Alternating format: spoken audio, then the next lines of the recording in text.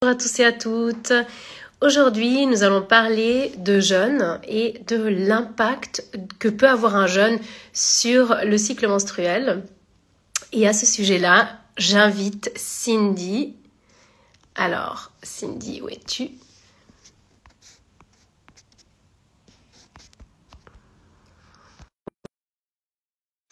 Donc, c'est le bon moment pour en parler parce que effectivement, c'est la période encore du Ramadan pour ceux qui pratiquent le jeûne du Ramadan. Et puis, il y a bien d'autres personnes qui pratiquent toutes sortes de jeûnes, que ce soit des jeûnes intermittents ou autres. Voilà, Cindy, ça devrait être bon maintenant. Bonjour. Bonjour.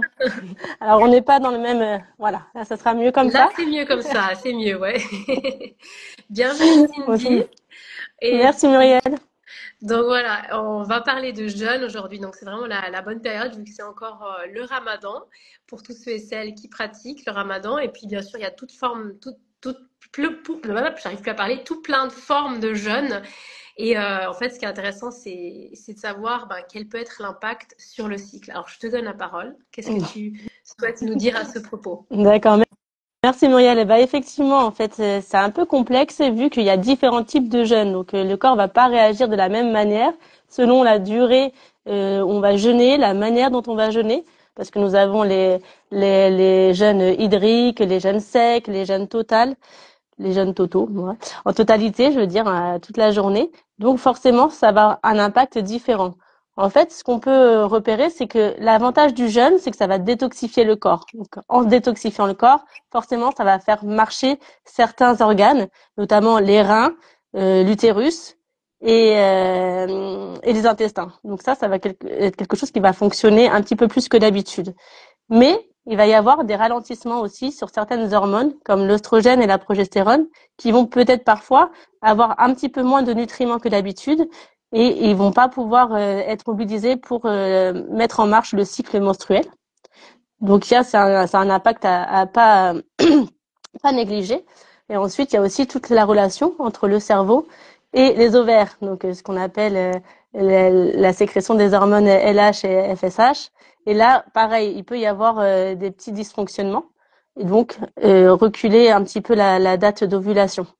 Tout ça, c'est des choses qui sont à prendre en compte.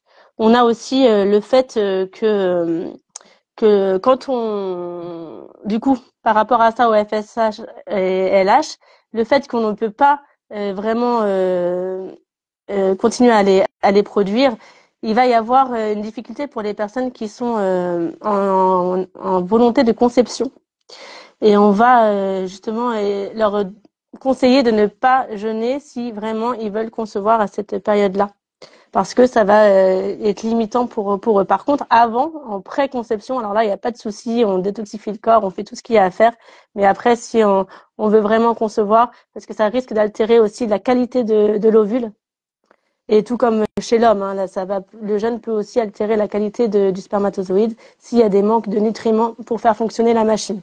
Alors, excusez-moi, j'ai pas trop de voix. Je suis pas très en Pareil, grande forme. on est toutes les deux Donc, un peu prises. voilà. Il y a aussi le fait que quand on jeûne, le corps n'a pas forcément l'habitude et ça va sécréter une hormone, le cortisol. Et le cortisol, en fait, il a la fâcheuse habitude de se mettre aux emplacements des hormones sexuelles autres. Donc, ça va aussi peut-être décaler certaines fonctions. Et après, par contre, il y a quelque chose qui est assez bien, c'est que ça va améliorer l'absorption de l'insuline. Donc ça, c'est pareil. Donc ça peut aussi jouer. Donc tous ces facteurs-là, ils jouent sur les hormones sexuelles. Donc il peut y avoir des répercussions sur notre cycle. Quand on a l'habitude de jeûner, par exemple pendant le mois de Ramadan, c'est sur une durée assez longue, c'est sur 30 jours, ou même pour les personnes qui font le carême, hein, c'est pareil. Notre corps va prendre une habitude à cet aspect de jeûner. Effectivement, on va pas manger ni boire toute la journée.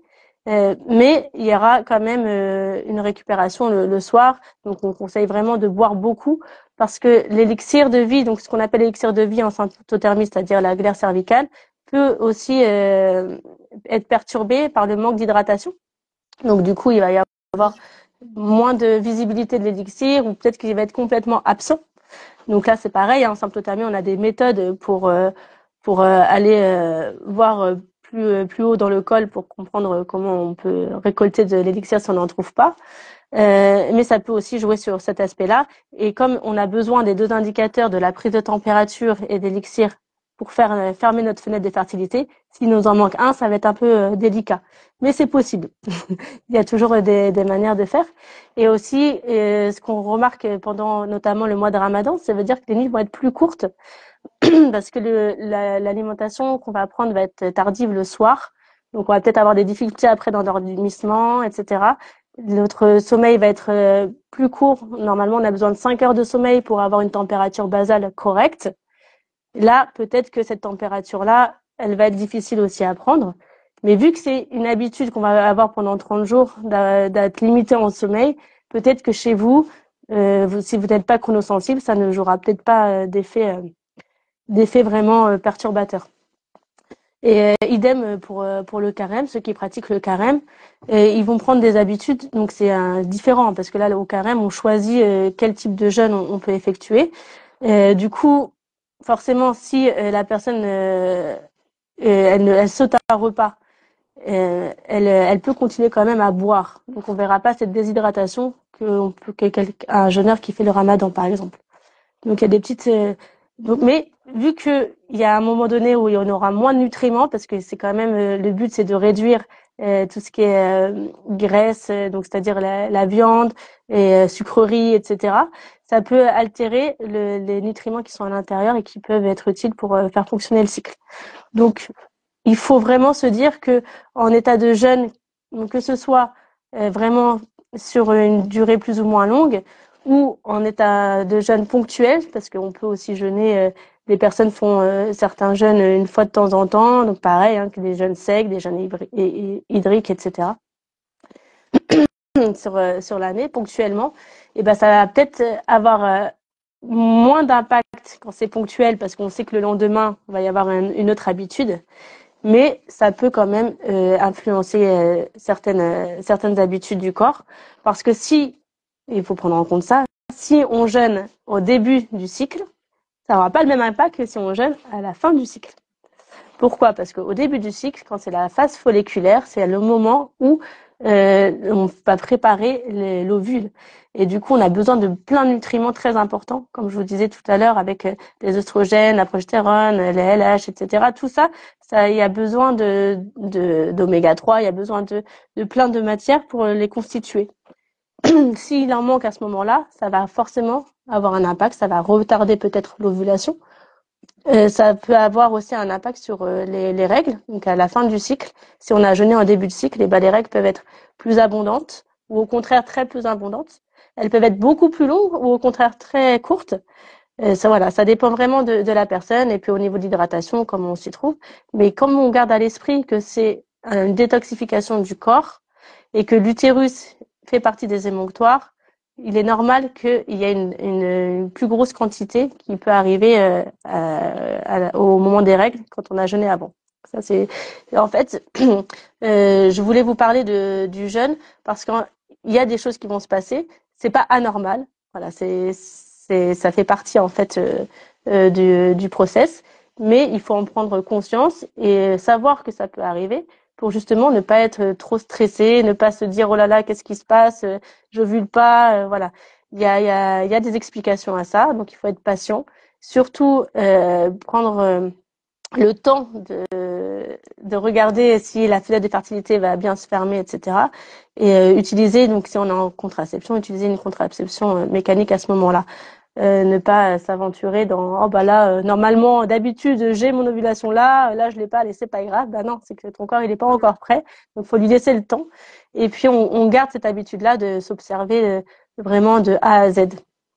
Voilà, jusqu'à la fin du cycle et pour être sûr que tout se passe bien.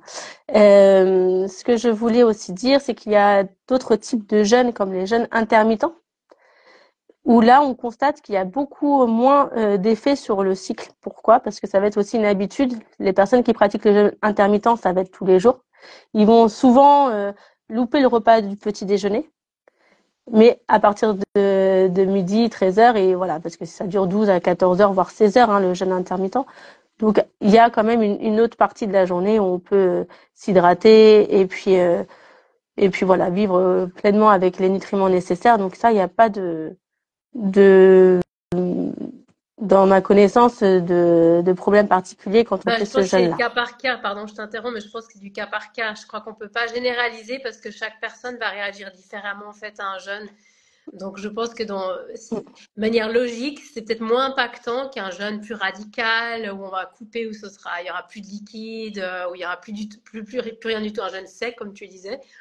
Là, c'est sûr que c'est probablement plus radical, mais en même temps, ça dépend de la sensibilité des personnes. Est-ce que chez elles, ça va impliquer dans leur changement de vie? Et peut-être que en fait, c'est ça la symptothermie, c'est quand on s'observe, quand on observe son cycle, c'est de voir ce qui se passe en fait, de voir s'il y a un impact ou pas. Donc il y a des jeûneurs, des jeûneuses, peut-être qui n'ont pas de gros impacts visibles sur leur corps, et des femmes qui s'observent en symptothermie, elles le voient très bien s'il y a un impact ou pas. Donc je pense que c'est quand même à prendre en compte le cas par cas, je dirais Oui, quand bien même. sûr. Et surtout, comme tu disais, si on se met à jeûner du jour au lendemain, forcément, il peut y avoir un impact. Mais si c'est au quotidien, si c'est une Mhm. habitude, là, forcément, ça va diminuer parce que le corps va s'habituer, il va se réguler en fait en autonomie. Mhm. Et c'est aussi une force de notre corps de se dire bon bah voilà, là il a compris qu'on avait pris cette habitude-là et ça va, les hormones vont bien se mettre en marche correctement. Mhm.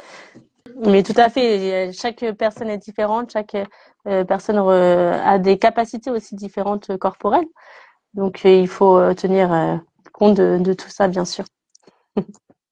Merci beaucoup. En tout cas, c'est très riche, hein, et vous voyez qu'il existe vraiment plein de manières de jeûner, plein de façons différentes. Et je pense que c'est vraiment aussi une découverte de voir chez soi, particulièrement en tant que femme, comment ça va impacter et si ça impacte vraiment notre cycle.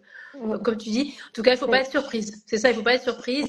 Et moi, personnellement, Voilà. comme tu l'as bien dit, je pense que la meilleure phase, bon, dans le ramadan, c'est différent, passer sur une longue période. Mais c'est quand même, ça ressemble quand même à une sorte de jeûne intermittent vu qu'il y a quand même des périodes d'alimentation et d'hydratation. Mais effectivement, par exemple, si vous faites un jeûne sec en plein dans la phase folliculaire, effectivement, ça risque de faire ça peut perturber effectivement. Et or, quand on est en phase lutéale, c'est vrai qu'on dit souvent que c'est un peu la meilleure période pour entamer C'est un ça. jeûne sur une courte période, on va dire, parce que là, voilà, l'ovulation a déjà eu lieu, donc on est sur un autre schéma. Donc voilà, donc c'est Mm. l'avantage aussi Donc quand on se suit, c'est c'est qu'on ça, sait. Ouais. juste avant les règles et pendant les règles, c'est l'idéal finalement Mhm. pour faire ce genre d'action. Exactement. Bah après voilà, chacune choisit, hein. Vous êtes pas, on n'est pas forcé. C'est comme par exemple le Ramadan, d'autres formes de jeûne. Parfois, bah c'est déterminé. Donc voilà, mais comme tu dis, je pense qu'on s'adapte. Le corps, il s'adapte aussi à ces rythmes-là. Et alors c'est pas pour toi, Cindy. Concrètement, peut-être pour la fin, tu as un petit mot à nous donner par rapport à ça, au niveau de ton cycle. Tu vois des Bah, changements?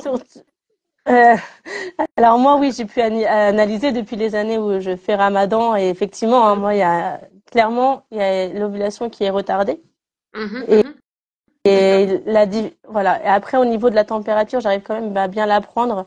Enfin, ça reste assez stable, même Mhm. si j'ai peu d'heures de sommeil. Donc ça, c'est rassurant. Mais voilà, je vais avoir un temps décalé dans l'ovulation et ça va durer donc un peu plus longtemps que mes autres cycles. Très bien. Mais Donc, après, toi, tout tu connais revient. très bien ce qui se passe en fait. Tu n'es pas surprise si Voilà. voilà, ton cycle Mais est plus c'est, long ou mm. différent, plus court, hein. Ça peut être très différent d'une personne à l'autre. Mhm.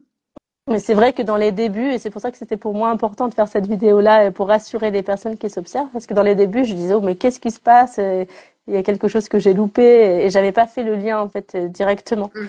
Et effectivement, quand on comprend comment le corps fonctionne, il est clair que c'est tout à fait normal d'avoir ce genre de situation. Ça fait partie, en fait, des choses à savoir. Donc voilà, ne vous Absolument. inquiétez pas, le cycle peut être faussé cette fois-ci à cause du Ramadan, mais ça va revenir bien vite. Et puis au contraire, le cœur a besoin aussi de ces moments de pause en fait, des moments de pause comme ça où on va se détoxifier, on va laisser le temps de repos, on sent que l'estomac va pas être mobilisé, parce que c'est vrai qu'on a tendance à manger quand même beaucoup dans notre société occidentale. Et c'est vrai que peut-être que notre corps n'a pas besoin de tout ça. Donc ça fait vraiment prendre conscience de beaucoup de choses. Donc, le jeûne, il a beaucoup, beaucoup de bienfaits, donc faut pas arrêter. Mais il faut savoir le prendre d'une manière qui nous convient. Ouais. Euh, Ouais. Et pas voilà. faire n'importe comment aussi, parce que typiquement des jeunes secs ou des jeunes vraiment assez radicaux, non, là, je pense qu'il faut vraiment Mm, connaître l'approche pour vraiment aller vers le jeûne et ressortir du jeûne, parce que sinon, ça peut être assez contre-productif, en fait. Si on, mm, voilà. Donc, je pense qu'il y a oui, bien aussi sûr. une petite approche. Moi, là, il y a plein de personnes qui accompagnent aussi pour les jeunes, notamment Laurence, qui fait partie de notre équipe de conseillères. Donc, voilà, mais effectivement, merci beaucoup. Je pense que c'est bien de le rappeler. Mm, Pour toute personne qui jeûne, peu importe le jeûne, mais que ça peut avoir un impact. Et c'est normal. voilà, c'est ça. Tout à fait. Merci, merci de votre Merci écoute. Cindy, merci à toutes et puis à très bientôt. On se retrouve, je crois, la semaine prochaine sur YouTube, table ronde autour de l'endométriose. Donc abonnez-vous, suivez-nous et puis ben voilà. Merci à tous et à toutes. Cindy, je te remercie. Très bon week-end. Merci, bon week-end à vous À bientôt. tous. Au revoir. Au revoir. Au revoir. Ciao, ciao.